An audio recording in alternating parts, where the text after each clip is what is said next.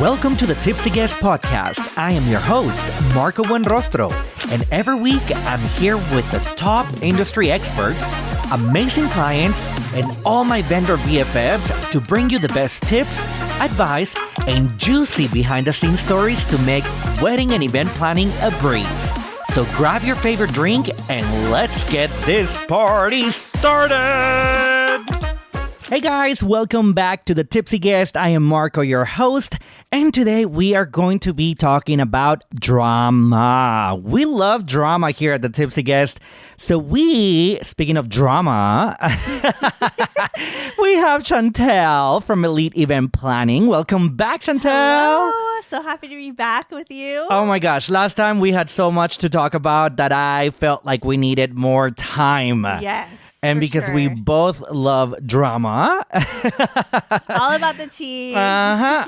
So today we're going to be discussing just drama in general at weddings.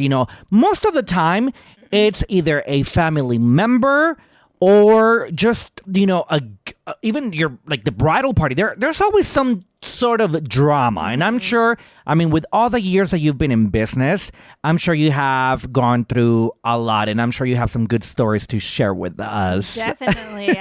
Every wedding is different, every family dynamic is different.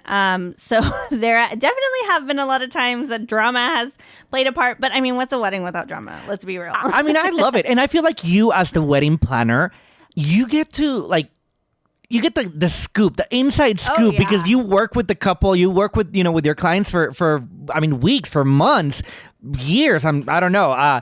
So I'm sure you get to hear all the good and the bad and the exciting and the sad, like everything. So I would say, what is one story that you can give us, that it's always going to be there, that you always remember? It could be something dramatic. It could be something sad, something that happened at one of your weddings. Trying to think about it off the top of my head is probably really hard. There's so many. And I bet after I get off of this episode, I'm like, oh, I should have brought up that story. You can always, send us a story.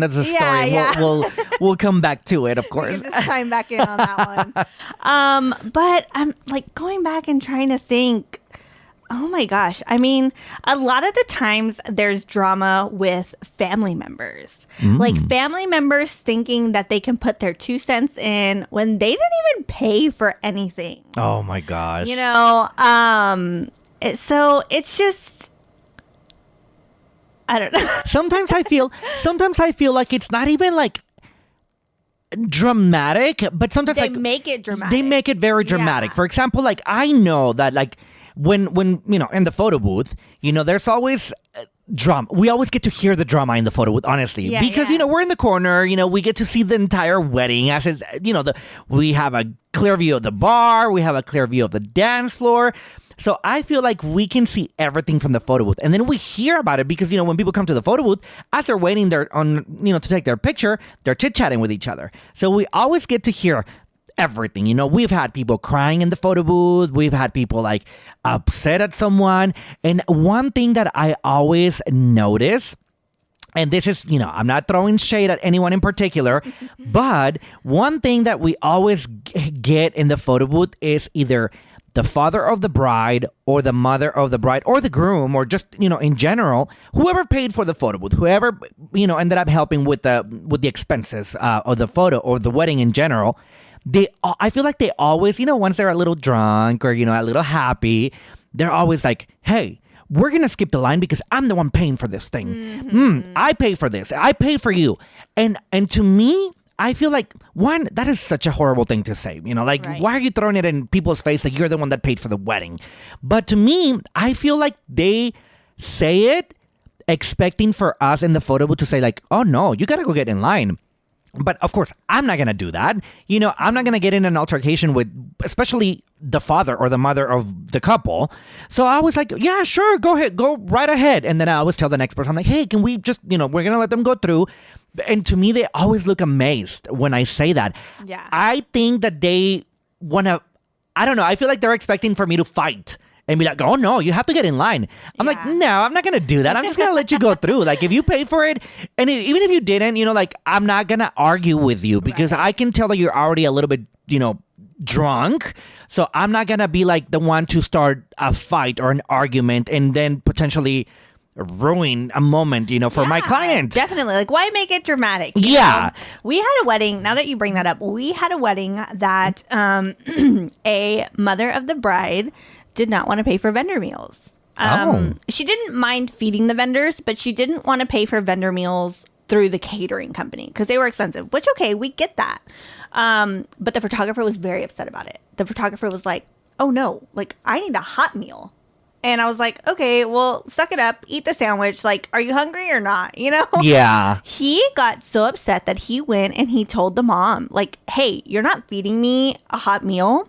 She's like, why are you coming to me like with this right now? This is the day of the wedding. Like, I'm about to sit down and eat dinner. And he was like, that's unacceptable. Like, that's so rude.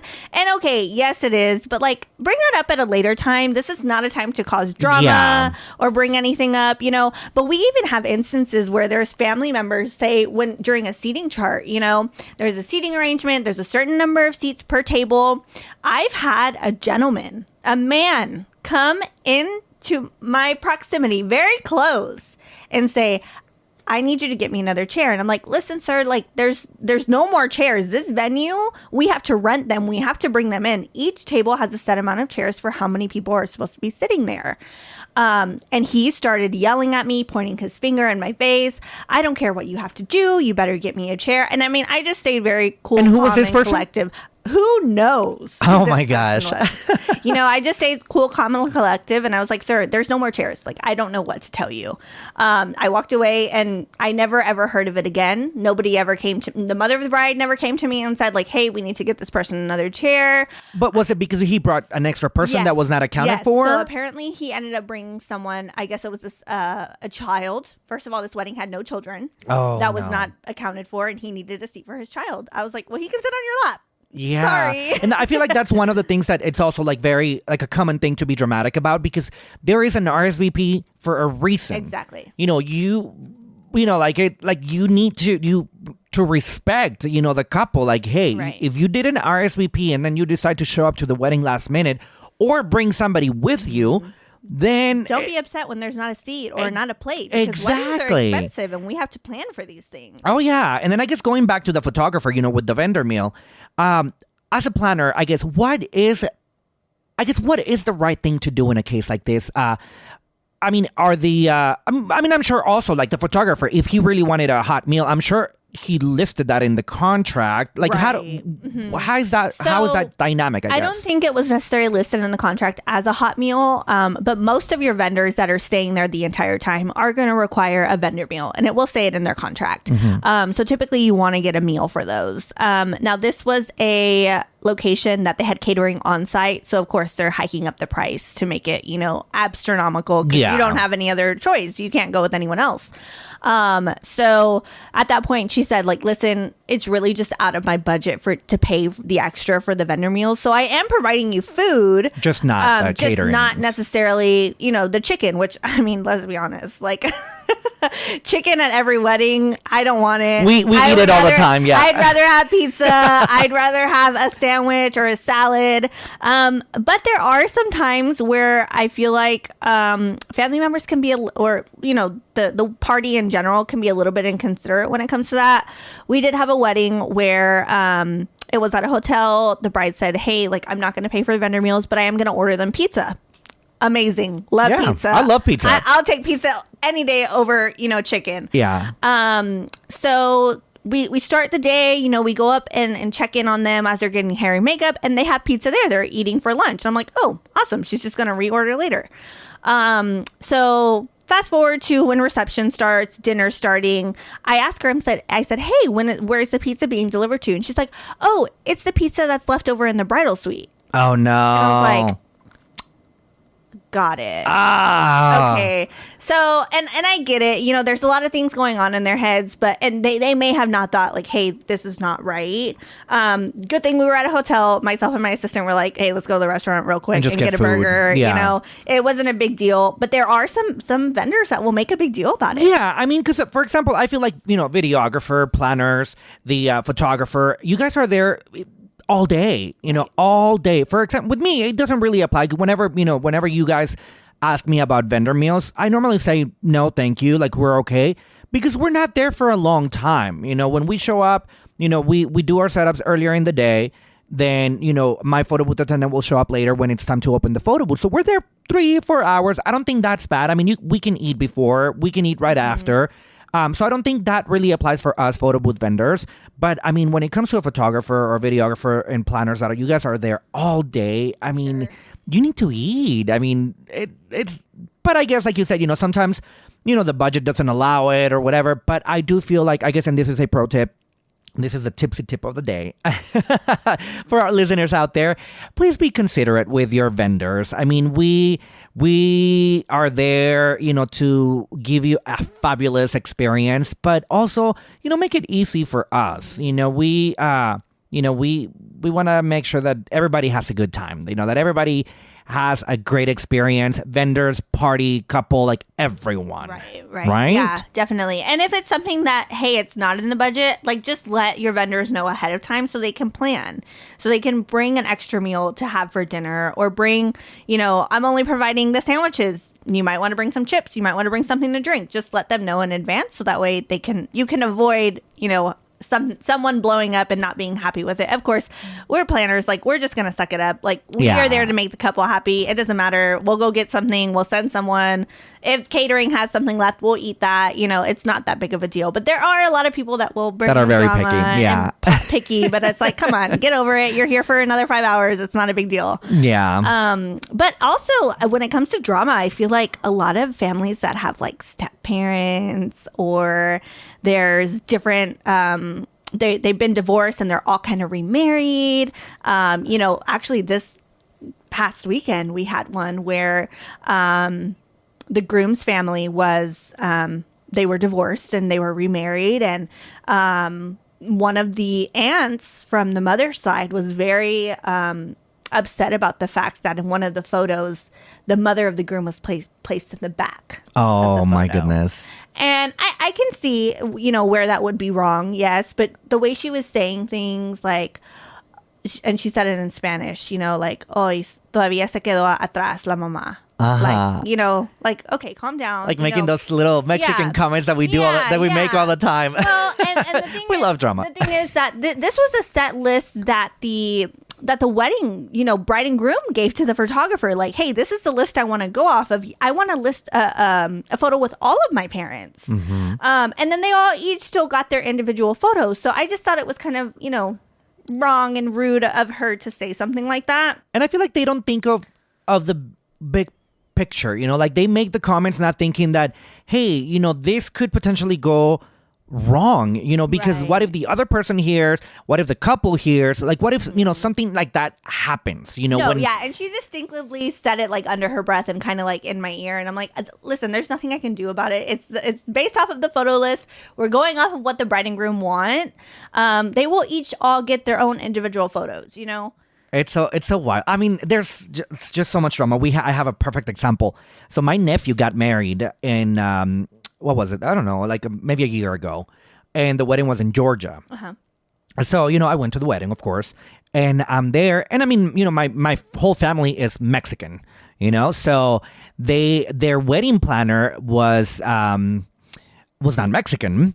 So I'm not even going to say, but she was not Mexican. Yeah. So, you know, of course, the wedding, you know, there's all these Mexican people there. And then all of a sudden, I see my sister all upset, and she's talking to somebody. And then I go up to her and I'm like, what happened? And she's like, oh my God, I want to cry. And I'm so upset and blah, blah. I was like, well, tell me what happened.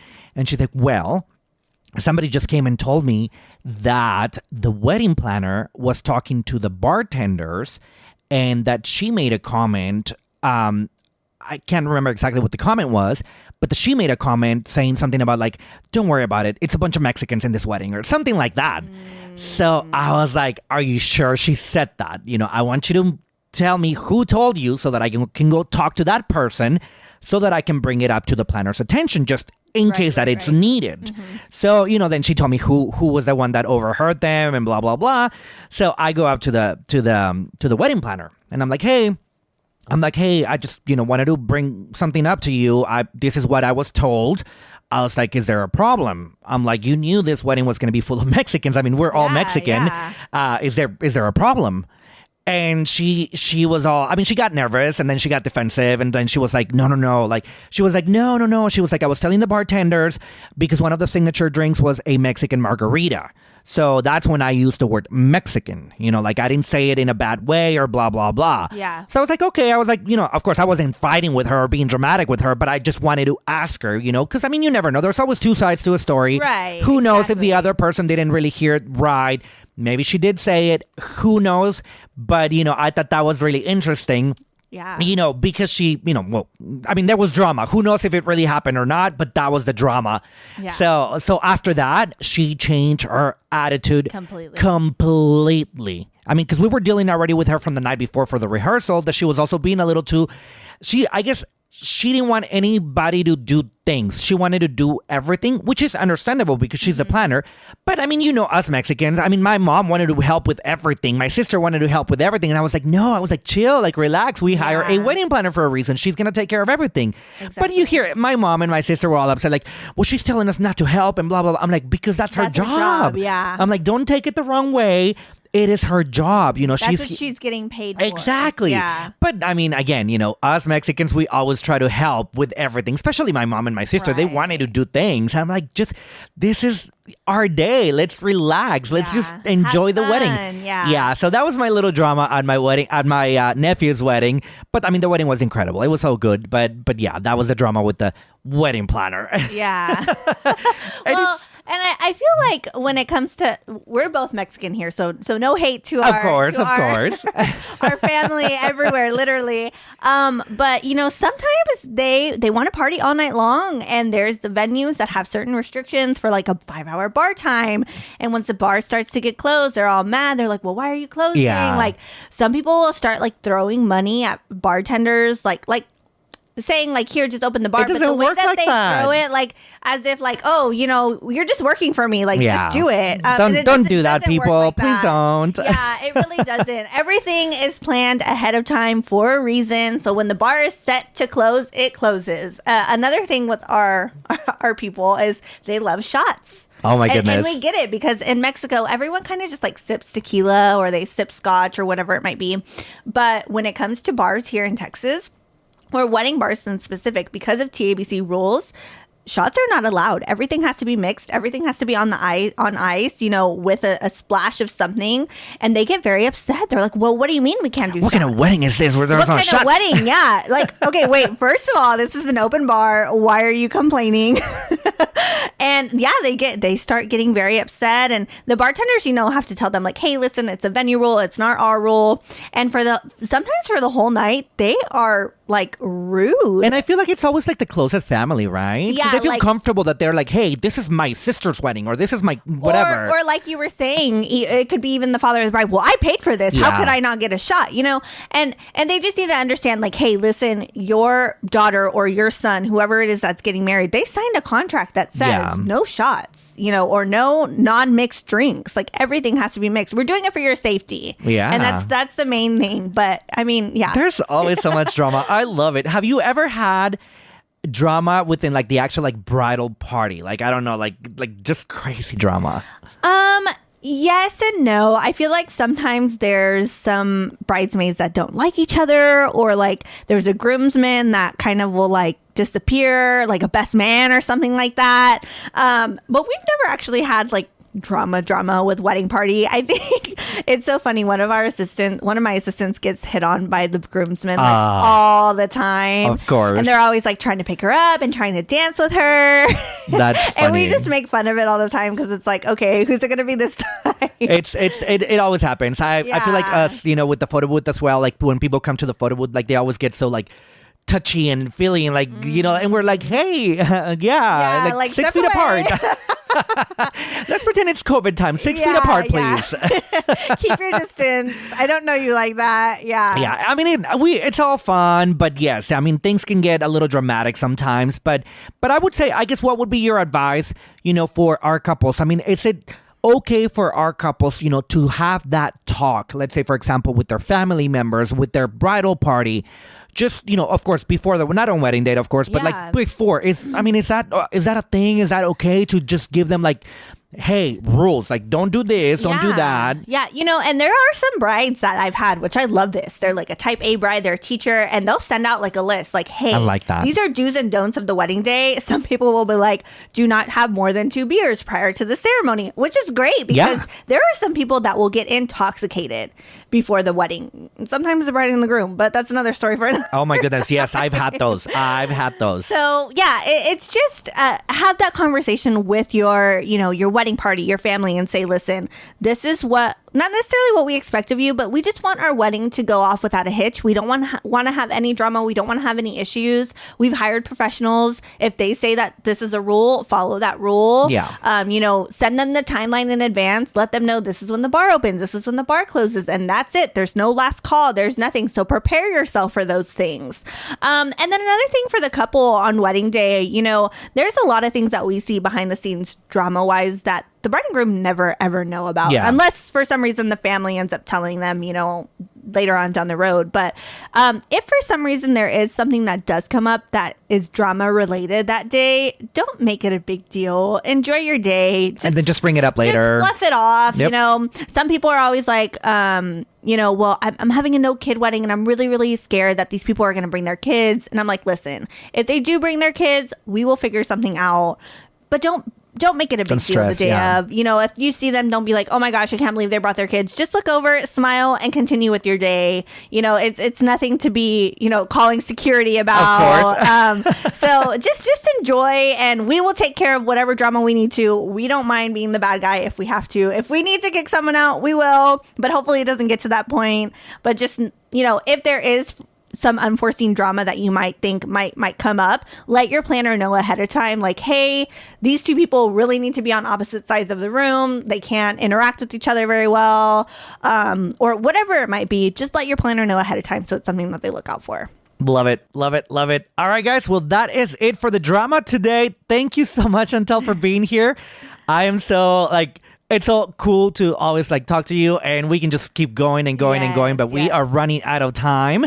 So just to our listeners out there, if you have any questions, if you have any topics you want us to discuss, if you have any favorite vendors that you want us to have here at the Tipsy Guest, just send us an email, send us a DM on social media. We are always listening to you all. We want to make sure that we give you the content you want, right? Yes. Give us all the likes so we can come back. We love being here. Of course. All right, guys, this is it for today. We'll catch you next week.